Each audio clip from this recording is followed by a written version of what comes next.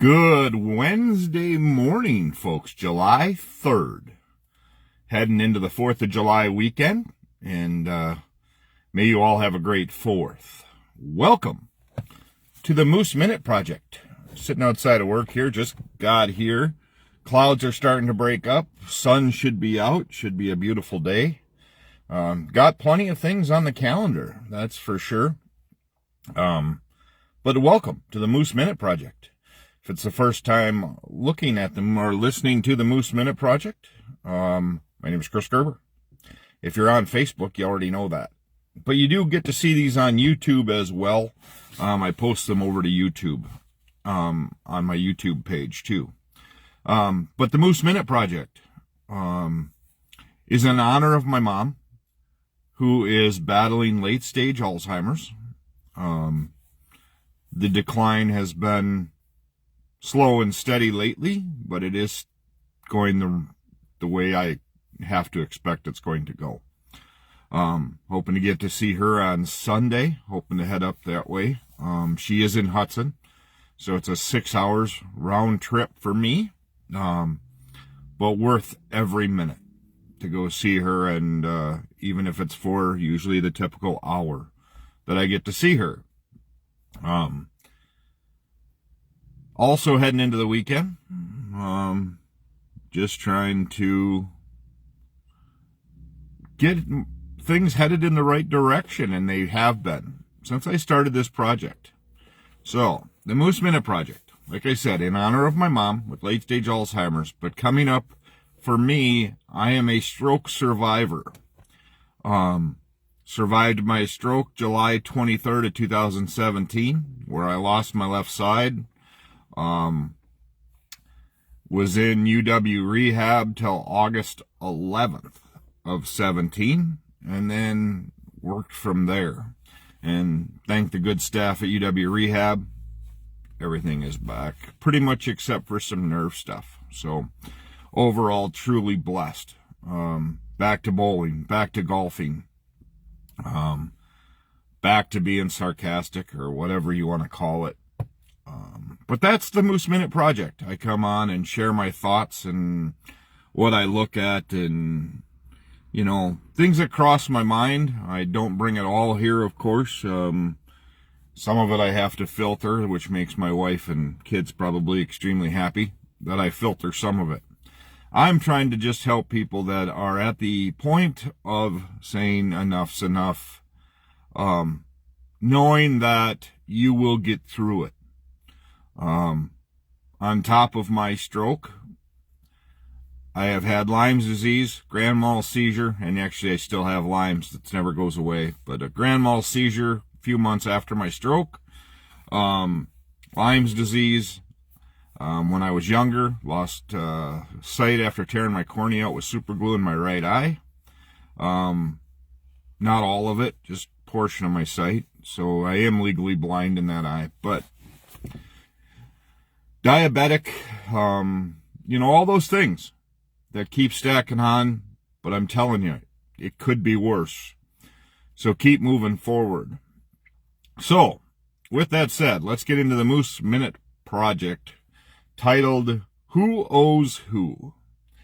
So, in this land of unlimited opportunities, and there are many songs about this great country we live in, of how unlimited things are. So why is it that everybody is not just living their best lives? Because we limit ourselves with our thoughts, with our self-confidence, with the things that have hit us from either whether we saw them coming or not, loss of loved ones, and just things in general, whether it's divorce or, being with somebody that does not respect who you are, and you stay in that scenario until you're beat up and you're mentally fatigued, because you feel there's nowhere to go. So there are plenty of places to go. May take some research to find them. Some of it is tricky. I'm not a I'm not a expert when it comes to at all in physical abuse or anything like that. Quite honestly, I don't even know how to talk to somebody about it, but there are professionals there because I just don't get it. I don't understand it. I can't watch it on TV. I can't, and that's the truth. I can't watch things on TV where the lady is getting beat up or, anything like that. So I can't watch it. So I can't imagine what hell you're living through, but try to figure out a way to get help at all. And there's going to be help to get out of that situation. With that said, this brings me to my point of who owes who. If you help enough people get what they want, you will get everything, and I mean everything, that you want. So you may not, after the first one, you may not get it. After the second one, nobody knows what that is, but if you help enough people get what you want, you'll get what you want. And that is a big one for me. I've listened to enough podcasts and educational stuff now to know and start seeing some of the light at the end of the tunnel of just having this conversation every morning of trying to help people. And if you are in a job where you show up to work every day and you are not getting help to get what you want, pretty soon you're going to lose hope and not give somebody what you want, what they want, and it will be turned on you at that point.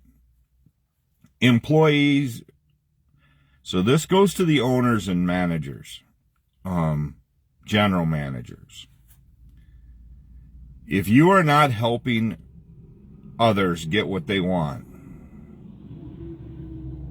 then you won't get what you want.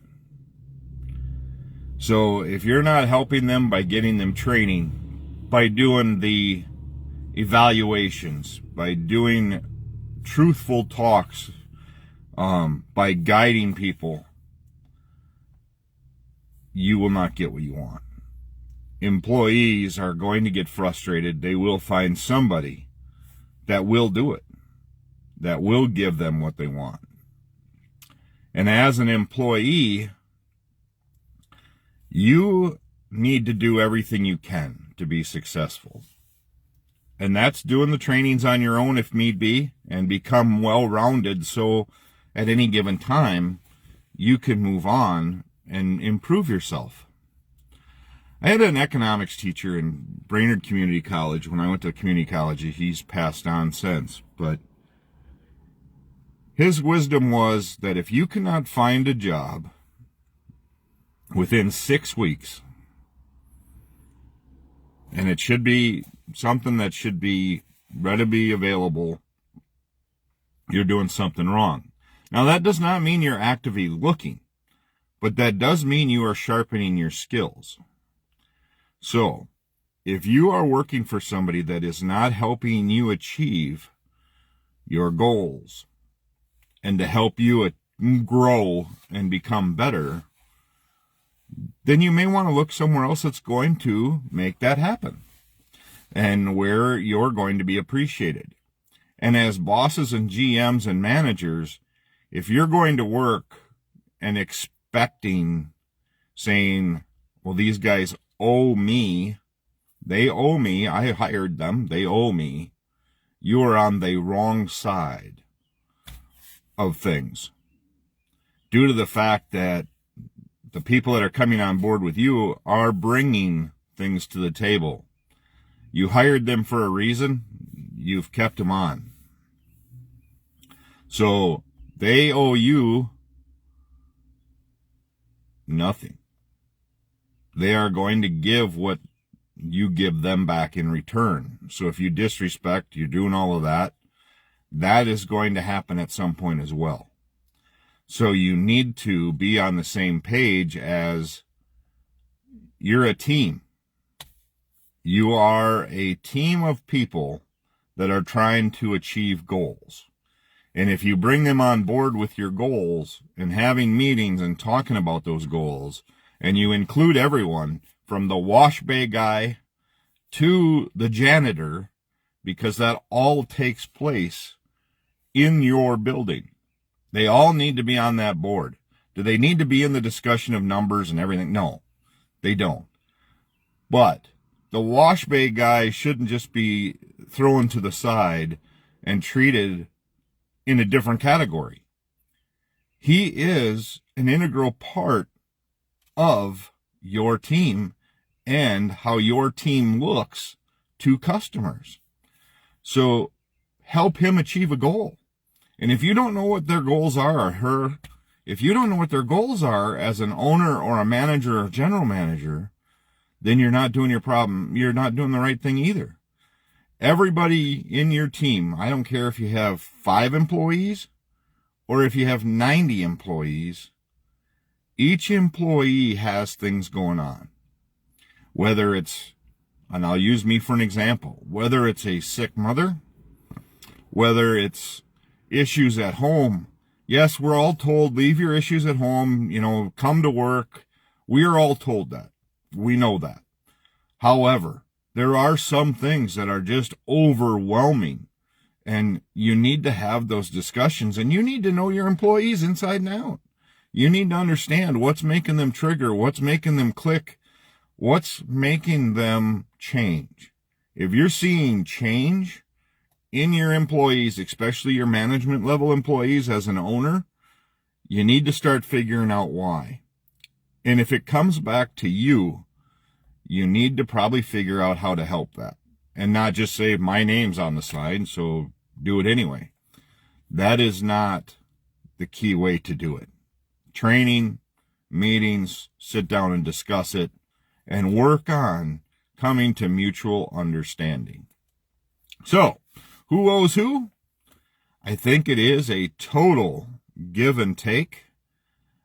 I'm bringing things to the table as an employee.